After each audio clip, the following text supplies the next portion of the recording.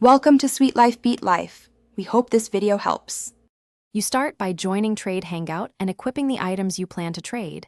Do that now so you're visible. Once in, walk to a trading booth and lock in your item selections. This sets the offer.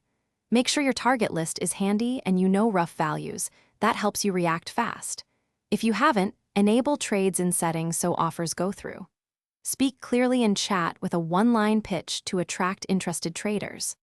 Once someone responds, open the trade window and present your proposal. Be specific about what you want and why it's fair. You should explain value differences and offer a one-stage counter if needed, because quick, reasonable counters keep trades moving.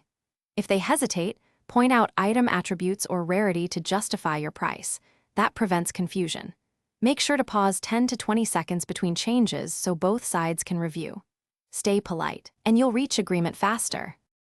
To finish, carefully verify every item in the trade window and confirm there are no placeholders. Once you accept, the exchange is final.